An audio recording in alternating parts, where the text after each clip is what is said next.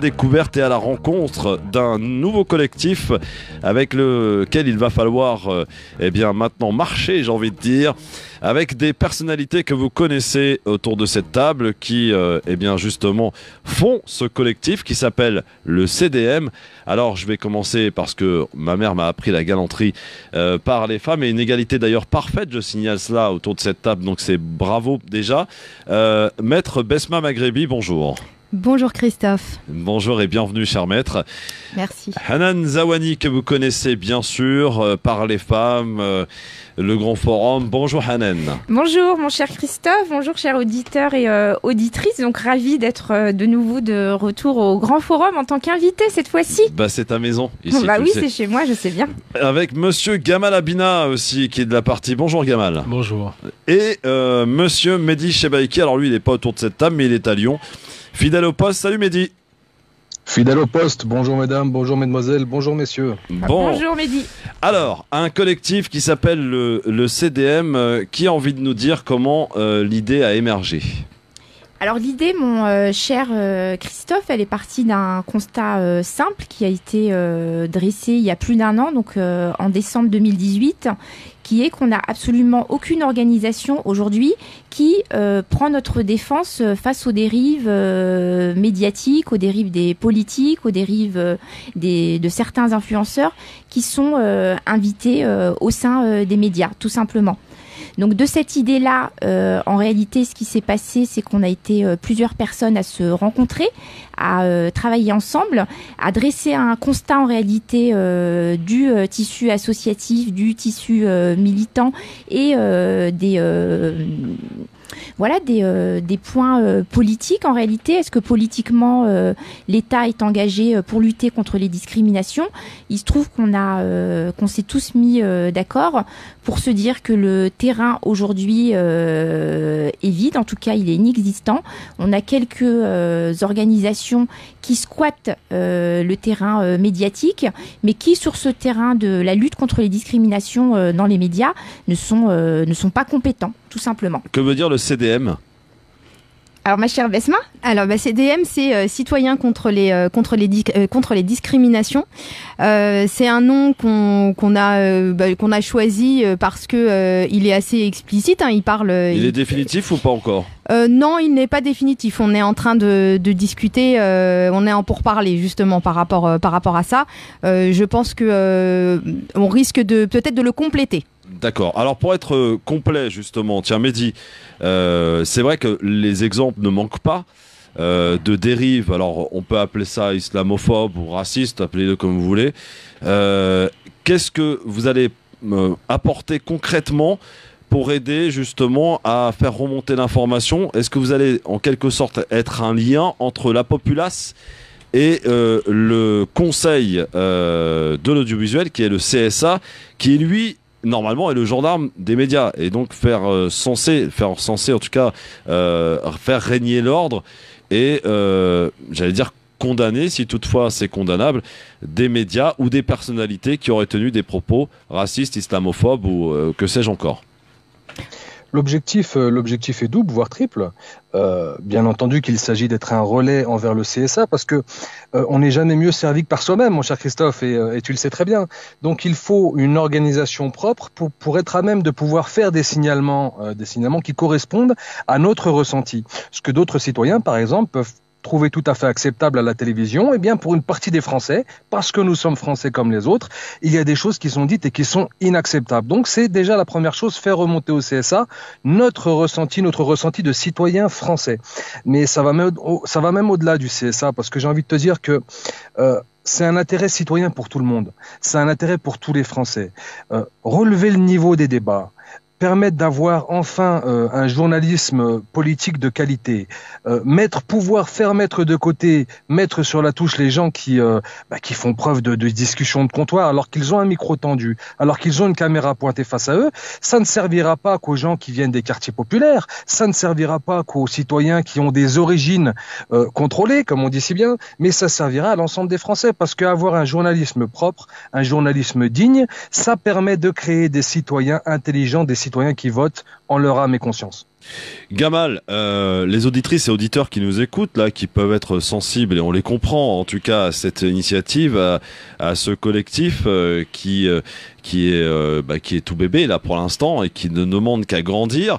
Est-ce qu'ils peuvent être rassurés, Gamal, par l'arrivée du CDM? Parce que demain, s'il y a un propos que l'on peut qualifier d'islamophobe, de raciste ou que sais-je encore, vous allez, vous, en tout cas, essayer d'être ce fameux relais? On va faire en sorte d'être ce relais. Le principal problème, je parle de définition de termes, effectivement, c'est d'abord, il y a un désert médiatique concernant les réponses à apporter aux gens qui ont des dérives qu'on connaît très souvent dans les médias. Il n'y a pas de contradicteur, il n'y a pas de débat contradictoire, il n'y a pas de possibilité d'intervenir directement ou indirectement. Ensuite, effectivement, je parle de définition des termes parce qu'on parle beaucoup d'islamophobie, c'est très en vogue aujourd'hui. Je pense que c'est un piège dans lequel nous sommes tombés parce que sur un plan juridique, il est difficile, on en parlera tout à l'heure, de poursuivre sur cette base-là. En revanche, le racisme reste un délit très grave qui peut être poursuivi par la loi. Le fait d'être toujours mis au banc de la société, pour la banlieue en l'occurrence et pour le reste de la France, on peut le dire aussi, à savoir qu'on ne peut pas s'exprimer dans un média quand il y a une dérive. On a toujours des intervenants qui font leur petite tambouille interne et on n'est pas en mesure de le faire. Donc aujourd'hui, on propose un outil qui serait, dans un premier temps, une veille qui permettrait de pouvoir collecter les informations concernant ces dérives et dans un second temps, de pouvoir réagir sur un plan soit médiatique, débat contradictoire, soit juridique quand il y a besoin de le faire. Alors justement, Christophe, oui. Besmaï Gamel, ce qui est important de préciser, c'est que des outils, il y en a, en tout cas, il y en a qui ont existé. On a eu notamment à l'époque des dérives justement de Cyril Hanouna sur l'homosexualité, un outil qui a été créé qui s'appelle le Hanounator. Donc en réalité, le CDM part vraiment de cette réflexion et de cet outil. Donc cet outil, en réalité, qu'est-ce que c'est? C'est une page internet, donc qui sera gérée par nous-mêmes et qui permettra justement à nos auditeurs, non, qui n'existe pas, mais si vous voulez, ça existe et c'est sur ce modèle-là qu'on va travailler parce que c'est simple, c'est efficace. Donc c'est un outil, voilà, une page internet où très simplement, on aura juste à entrer notre nom, notre prénom, notre date de naissance et notre adresse email. Derrière, le travail sera effectué justement par les équipes du veille du CDM et les signalements seront envoyés directement au CSA. Cet outil, il a permis, et c'est important de le préciser, justement de faire condamner Cyril Hanouna, car grâce au Hanounator, on a eu plus de 5000 signalements générés par l'outil. Donc on va utiliser l'existant et on le proposera aux citoyens. Donc c'est très important de préciser qu'on va lutter contre toutes les discriminations. Donc évidemment que les personnes qui composent aujourd'hui, une partie des personnes en tout cas qui composent le CDM sont alertées par l'islamophobie, sont attentifs effectivement à au regard qui est apporté sur les quartiers populaires. Mais la discrimination, ça peut toucher aussi les personnes handicapées, ça peut toucher aussi les femmes en tant que telles. On n'a pas besoin d'avoir une religion spécifique pour être discriminé en tant que femme. Donc ça, c'est une précision qui est importante à apporter. Maître Maghrebi, justement, Gamal, il faisait allusion au volet juridique. C'est un peu votre domaine, je crois. Alors oui, absolument. En ce qui concerne le volet juridique, moi, ce que j'ai envie de dire, c'est que ce qu'il faut comprendre, c'est que il y a des règles. En France, on est dans un état de droit, qu'il y a des règles à respecter, que ces règles s'imposent aussi bien aux journalistes qu'aussi qu'à tous les citoyens. Que ces règles-là, lorsqu'elles sont violées, elles doivent conduire à des sanctions.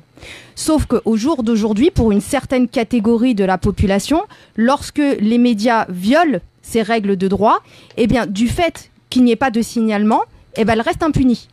Donc, ça, c'est inadmissible. En tout cas, en tant que professionnel du droit que je suis, je trouve ça scandaleux. Quand une infraction est caractérisée, il faut absolument saisir et il faut sanctionner. Maintenant, on a des outils qui sont mis en place pour permettre de sanctionner, parce que tant qu'on ne tapera pas et tant qu'on ne sanctionnera pas, eh bien, ça va continuer. C'est-à-dire que les médias qui se permettent de commettre des infractions d'incitation à la haine ou de discrimination ou autre, eh bien, ils vont continuer. Tant qu'on ne les sanctionnera pas, ils continueront. Et nous, en tant que citoyens, nous devons comprendre que c'est nos droits, que c'est notre droit qui est violé, c'est notre atteinte à la dignité qui est violée, que ce droit-là, il faut le défendre et que nous pouvons le défendre par les moyens qui existent et qui sont mis en place, et également parce qu'on est en train de faire la mise en place d'une plateforme qui va permettre de saisir le CSA pour déjà qu'ils puissent, eux, à leur niveau, sanctionner, mais également faire en sorte qu'on puisse, nous, de notre côté, saisir le procureur et faire des signalements à chaque fois qu'il y aura une règle de droit qui sera violée, parce que, comme je te disais, on a des outils qui sont mis en place pour pouvoir lutter, mais ils ne sont pas utilisés. Oui. Alors j'ai une question à poser, je ne sais pas qui va y répondre, mais en tout cas elle est très importante, cette question en fait. Quelle est votre spécificité? Pourquoi je pose cette question? Parce qu'il y a déjà eu des tentatives, et il y en a même encore, des tentatives de faire ce type d'action. Quelle est la spécificité du CDM aujourd'hui? En quoi vous êtes-vous très complet dans la démarche? Alors la première spécificité en réalité, c'est qu'on est... Pardon.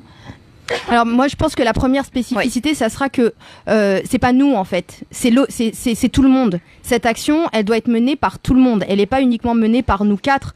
Nous, on est là juste pour porter leur voix et apporter notre expertise. Moi en tant qu'avocate, Anan en tant que... voilà, on a tous nos spécialités, mais on est là pour inciter les gens à saisir le CSA, pour inciter les gens à se mobiliser. Donc notre spécificité, c'est que cette action, elle n'est pas pour nous, elle est pour tout le monde. Ouais. Alors, autre spécificité, Maître Maghribi, Christophe et Gamel, c'est quand... Mehdi. Et Mehdi, Mehdi, mon cher... Oui, c'est pas parce qu'il est là qu'il faut l'oublier quand même. Mais on n'oublie pas notre porte-parole, évidemment. Ah, c'est le porte-parole donc. Oui, Monsieur le porte-parole, Sartek. Donc la spécificité, Christophe, en réalité, c'est notre propre regard en tant que personne victime justement de ces discriminations. Oui. Donc l'état des lieux et le constat, il est partagé par énormément de personnes. C'est-à-dire que aujourd'hui, les organisations existantes qui sont pas forcément sur ce créneau spécifique de lutte. Oui. Donc on va penser notamment au CCIF, au CRI ou à d'autres organisations. On n'a pas accès à leurs moyens d'action. Alors je dis pas que leur gestion est opaque, mais en tout cas pour nous en tant que citoyens, elle n'est pas transparente. Ou pas complète en tout cas. Pour nous, alors non, c'est pas qu'elle n'est pas complète. Pour moi, ça n'est pas transparent, Christophe. Je ne comprends pas ce qui se fait au CCIF. Je ne comprends pas ce qui se fait au CRI. Et je précise, même si je ne comprends pas, ça ne sont pas nos ennemis. Et aujourd'hui, le citoyen lambda, la personne qui est attaquée, a besoin de savoir quelle organisation va la représenter. Quelles sont les personnalités qui la composent? Quelles sont les actions et les fonctions de ces personnes-là? D'accord. Quelles sont les actions spécifiques? Voilà, donc pour 1 000 € par exemple investis, qu'est-ce qui va être utilisé pour la plateforme du CDM?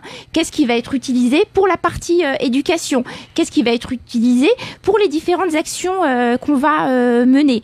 Donc voilà, donc la première spécificité, oui, c'est la transparence et on tient vraiment à le préciser et on avance vraiment à contre-courant et en tout cas en ayant pris conscience de ce qui n'allait pas chez nos compatriotes, chez d'autres organisations qui nous défendent aujourd'hui. Oui, Gamal. Donc moi, oui, effectivement, je vais dans ce sens-là. Je vais même accentuer la spécificité. Il y aurait 2 volets. Le premier volet, c'est ce qui va être évoqué à l'instant, à savoir la transparence. Transparence de ceux qui vont intervenir, transparence des actions qu'on va conduire, transparence des comptes. Ils seront publiés. D'accord. Si on est faible financièrement, tout le monde le saura. Si on s'est renforcé, c'est qu'il y aura beaucoup de soutien et les soutiens seront clairement désignés, s'ils veulent être désignés. Et la seconde spécificité qui fait vraiment notre singularité, c'est le fait que nous luttions contre les discriminations au sens large. C'est-à-dire qu'on ne se réduit pas seulement à l'islamophobie ou à certains racismes. On va très loin. C'est toutes les discriminations, on parlait des femmes à l'instant, quelles qu'elles soient, les gens faibles, souvent, c'est ceux qui sont discriminés, n'ont pas d'interlocuteur pour les soutenir. Or là, on met un outil à disposition qui n'est pas seulement une veille, et c'est une veille, mais c'est aussi un outil juridique et un outil de représentation. Parce que l'objectif de cette action, c'est de dire quoi? C'est de dire qu'on est en mesure de pouvoir répondre médiatiquement, avec des gens qui sont formés à ça, et de pouvoir répondre juridiquement si besoin est. Sinon, simplement, un signalement au CSA qui fera son travail parce qu'il est obligé de le faire. Très bien. Bon, en tout cas, ça devient de plus en plus concret cette histoire et c'est très bien. Dans un instant, je m'adresserai au porte-parole, justement, Mehdi Chebaiki. Vous l'avez compris, en tout cas, cette petite assemblée que vous entendez depuis tout à l'heure, ce sont des gens évidemment qui ne sont pas inconnus puisque vous le connaissez tous parce qu'ils sont passés forcément par l'émission phare de la radio, le LGF, hein, bien entendu. Alors aujourd'hui, je tiens à le préciser, même si on adore le LGF, que ce qui nous regroupe, c'est notre volonté. Et au-delà de ça, donc ce groupe s'est agrandi au fur et à mesure. Oui. C'est leurs compétences et les valeurs qu'elles portent. Aujourd'hui, ce dont on peut être certain, c'est qu'on partage les mêmes valeurs. Voilà. Alors on va être concret dans un instant, on va essayer, peut-être qu'on prendra d'ailleurs la réaction de quelques auditrices, auditeurs qui écoutent la radio à cette heure-ci et qui font connaissance donc avec le CDM.